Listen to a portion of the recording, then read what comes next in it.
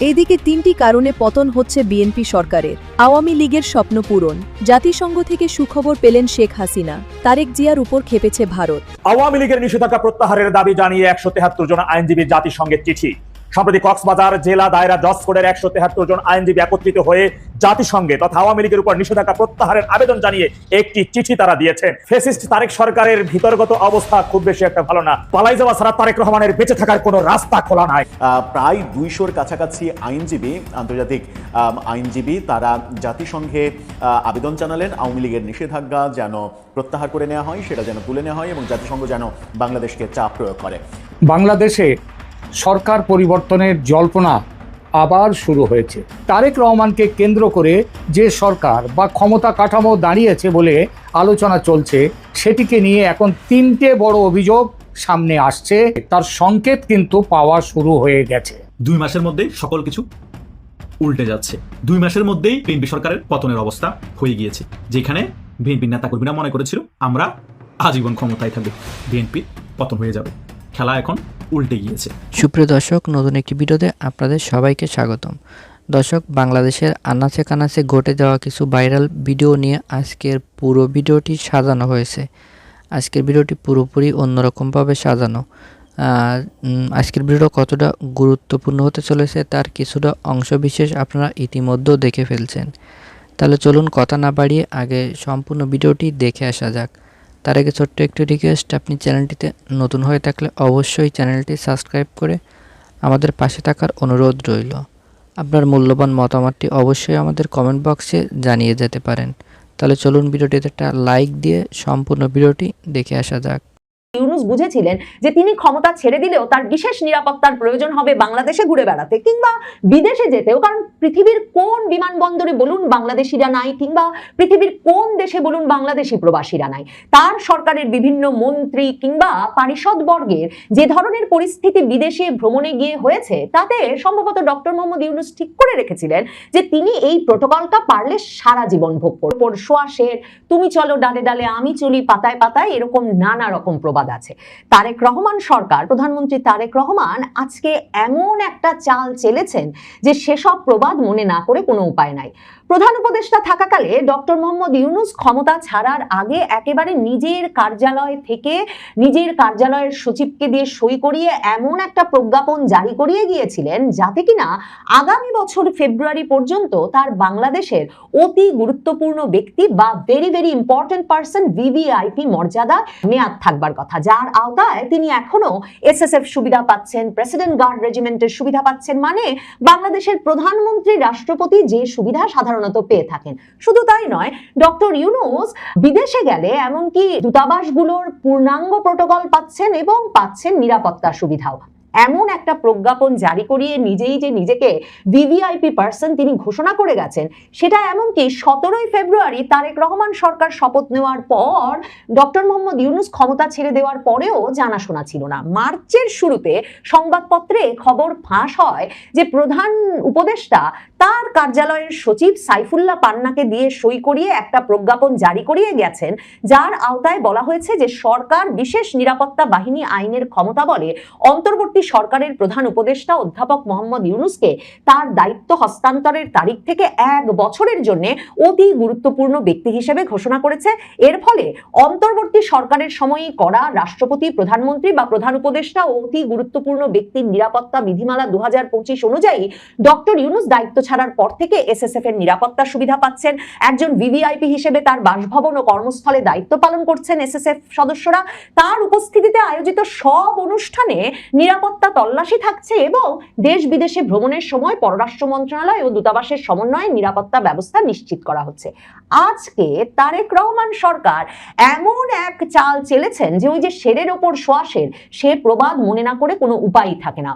VVIP মর্যাদার মেয়াদ তারেক রহমান সরকারের আমলে এসে ইউনূস সাহেবের জন্য 6 মাস কমিয়ে দেওয়া হয়েছে। আগামী 10ই আগস্টের পর তিনি আর এ মর্যাদা পাবেন না। এরপর থেকে তাকে একজন বাংলাদেশের সাধারণ নাগরিকের মতোই চলাফেরা করতে হবে। এই খবরটি সংবাদ মাধ্যমে সরকারের একাধিক উচ্চ পর্যায়ের সূত্র নিশ্চিত করেছে বলে এখন বাংলাদেশের সংবাদ মাধ্যমগুলোতে খবর বেরিয়েছে। যেই প্রজ্ঞাপন জারি করে 10ই ফেব্রুয়ারি মানে নির্বাচনের দুদিন আগে গোপনে ডক্টর মোহাম্মদ ইউনূস 1 বছরের জন্য নিজেই নিজেকে অতি গুরুত্বপূর্ণ ব্যক্তি বা ভিভিআইপি হিসেবে ঘোষণা করেছিলেন, ঠিক সেই আইনেরই আওতায় নিরাপত্তা বাহিনী আইনের আওতায় দেওয়া সেই সুবিধা পুনর্বিবেচনা করে তা কমিয়ে এখন 6 মাস করা হয়েছে, অর্থাৎ 10ই আগস্ট পর্যন্ত তিনি এই এসএসএফ সুবিধা এবং প্রোটোকল সুবিধা পাবেন। 10ই আগস্টের পর তাহলে ডক্টর মোহাম্মদ ইউনূস কি করবেন? ডক্টর মোহাম্মদ ইউনূসের সঙ্গে প্রধানমন্ত্রী তারেক রহমানের হঠাৎ কি ঘটলো? প্রধানমন্ত্রী তারেক রহমান যে ডক্টর মোহাম্মদ ইউনূসের এই ভিভিআইপি স্ট্যাটাসকে কিছু মাত্র গুরুত্ব দিচ্ছেন না, সেটা কিন্তু ঈদের দিনে তারেক রহমান যে যমুনায় শুভেচ্ছা বিনিময়ের আয়োজন করেছিলেন বিশিষ্ট ব্যক্তিদের সঙ্গে, সেই দিনই পরিষ্কার হয়ে গেছে। ডক্টর মোহাম্মদ ইউনূসের যেই বিগলিত ভিডিও তারপর সামাজিক যোগাযোগ মাধ্যমে ছড়িয়ে পড়েছিল, সেখানে দেখা যায় যে সব দন্ত বিকশিত করে ডক্টর মোহাম্মদ ইউনূস তারেক রহমানকে বলছেন যে যমুনার গেইটে, যে যমুনা নাকি তিনি তার কয়েক সপ্তাহ মাত্র আগে ছেড়ে গেছেন, সেই যমুনার গেইটে প্রধানমন্ত্রী তারেক রহমানের সাক্ষাৎ পেতে তাকে 1.5 ঘন্টার বেশি অপেক্ষা করতে হয়েছে। তো রাষ্ট্রের একজন ভিভিআইপি ব্যক্তিত্ব, ভেরি ভেরি ইম্পর্টেন্ট পারসন, অতি গুরুত্বপূর্ণ ব্যক্তি যখন এসএসএফ এবং প্রেসিডেন্ট গার্ড রেজিমেন্টের নিরাপত্তা প্রোটোকলের মধ্যে 1.5 ঘন্টা ধরে তারেক রহমানের সঙ্গে দেখা করতে আসা তার দলীয় নেতা কর্মী, দেশের বিশিষ্ট নাগরিক থেকে সাধারণ নাগরিকদের সঙ্গে অপেক্ষায় থাকেন, তখন বুঝতে অসুবিধা হয় না বাংলাদেশের বর্তমান প্রধানমন্ত্রী ইউনূসের নিজেকেই নিজে দেওয়া ওই ভিভিআইপি স্ট্যাটাসকে পাত্তা দেন না, কিংবা তিনি ওই বার্তাটি সেই ভিভিআইপি ব্যক্তিকে দিয়ে দিতে চান যে প্রধানমন্ত্রী মনে করেন না তিনি ভিভিআইপি প্রোটোকল পেয়ে প্রধানমন্ত্রীর সঙ্গে সরাসরি সাক্ষাৎ করার জন্য যোগ্যতার অধিকারী। মানে এই VVIP very very important person বাংলাদেশে কে? বাংলাদেশে ঐতিহ্যগতভাবে প্রেসিডেন্ট এবং প্রধানমন্ত্রী এই দুজন এই ভিভিআইপি সুবিধা, এসএসএফ প্রোটোকল এবং প্রেসিডেন্ট গার্ড রেজিমেন্টের সুবিধা পেয়ে আসেন। এই যে ইউনূস নিজেই নিজেকে 1 বছরের সুবিধাটা দিয়েছেন, সেটার যুক্তি হিসেবে তার প্রেস সচিব শফিক সংবাদ মাধ্যমকে বলেছিলেন বটে যে এর আগে 2001 সালে ক্ষমতা ছাড়ার সময় তত্ত্বাবধায়ক সরকারের উপদেষ্টা লতিফুর রহমানও এ কাজ করেছিলেন, কিন্তু সেই ঘটনা ছাড়া শেখ হাসিনা, খালেদা জিয়া কেউই এমনকি প্রধানমন্ত্রিত্ব ছেড়ে 1 বছরের জন্য এসএসএফ সুবিধা ধরে রেখেছেন বা কোনো বিশেষ নিরাপত্তা সুবিধা ধরে রেখেছিলেন, বাংলাদেশের ইতিহাসে এই রেকর্ড নাই। এই সুবিধাটি একেবারেই বাংলাদেশের প্রধানমন্ত্রী এবং বাংলাদেশের প্রেসিডেন্টের জন্য নির্ধারিত ছিল। ইউনূস আমলেই এমন একটা আইন আনা হয়, এই কথাটা মাথায় রেখেই সম্ভবত, যে ইউনূস বুঝেছিলেন যে তিনি ক্ষমতা ছেড়ে দিলেও তার বিশেষ নিরাপত্তার প্রয়োজন হবে বাংলাদেশে ঘুরে বেড়াতে কিংবা বিদেশে যেতেও, কারণ পৃথিবীর কোন বিমানবন্দরে বলুন বাংলাদেশিরা নাই, কিংবা পৃথিবীর কোন দেশে বলুন বাংলাদেশি প্রবাসীরা নাই। তার সরকারের বিভিন্ন মন্ত্রী কিংবা পারিষদ বর্গের যে ধরনের পরিস্থিতি বিদেশে ভ্রমণে গিয়ে হয়েছে, তাতে সম্ভবত ডক্টর মোহাম্মদ ইউনূস ঠিক করে রেখেছিলেন যে তিনি এই প্রোটোকলটা পারলে সারা জীবন ভোগ করবেন। এ কারণে ইউনূস সাহেব তার অন্তর্বর্তী সরকারের সময় রাষ্ট্রপতি, প্রধানমন্ত্রী বা প্রধান উপদেষ্টা এবং অতি গুরুত্বপূর্ণ ব্যক্তির নিরাপত্তা বিধিমালা 2025 প্রণয়ন করেন এবং সেই আইন অনুযায়ী কিন্তু ডক্টর ইউনূস দায়িত্ব ছাড়ার পর থেকে এসএসএফ এর নিরাপত্তার সুবিধা ভোগ করে আসছেন।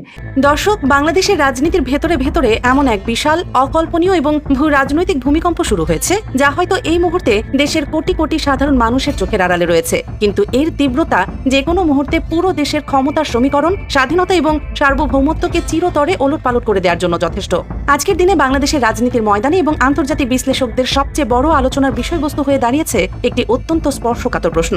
বাংলাদেশ ফার্স্ট বা সবার আগে বাংলাদেশ, এই গগন বিদারী স্লোগান দিয়ে এবং জুলাই বিপ্লবের রক্ত মারিয়ে যিনি আজ দেশের সর্বোচ্চ ক্ষমতায় বসেছেন, সেই বর্তমান প্রধানমন্ত্রী তারেক রহমান কি সত্যি দেশের স্বার্থ রক্ষা করছেন, নাকি ক্ষমতায় টিকে থাকার এক অন্ধমোহে তিনি পুরো দেশটাকে অত্যন্ত সুকৌশলে ভারতের কাছে বিকিয়ে দিচ্ছেন? গত অক্টোবরে বিবিসি বাংলাকে দেয়া সেই বিখ্যাত সাক্ষাৎকারের কথা আপনাদের নিশ্চয়ই মনে আছে, যেখানে তিনি অত্যন্ত কড়া ভাষায় বলেছিলেন, আমরা আর ফেলানির মতো কাঁটাতারে ঝুলতে চাই না। নির্বাচনের আগে সাধারণ মানুষের ভারত বিরোধী সেন্টিমেন্টকে কাজে লাগিয়ে যে বিশাল রাজনৈতিক ফায়দা লুটা হয়েছিল, আজ ক্ষমতায় বসার পর তার আসল চেহারাটি বেরিয়ে আসতে শুরু করেছে। আজ দেশ নিউজ 24 এর এই অত্যন্ত এক্সক্লুসিভ মেগা বিশ্লেষণে আমরা প্রমাণ সহ আপনাদের দেখাবো কিভাবে গাইডিং লাইট বা পথ প্রদর্শক নীতির নামে ভারতের কাছে দেশের স্বাধীনতা আবারও দীর্ঘমেয়াদে লিজ দেওয়া হয়েছে। ঘটনার শুরু বর্তমান প্রধানমন্ত্রী তারেক রহমানের দেশে ফেরার আগে থেকেই, যখন সাধারণ মানুষ রাস্তায় নেমে বুকের রক্ত দিচ্ছে, ঠিক সেই সময়ে লন্ডনে বসে শুরু হয়েছিল ভারতের সাথে ব্যাক চ্যানেল ডিপ্লোমেসি।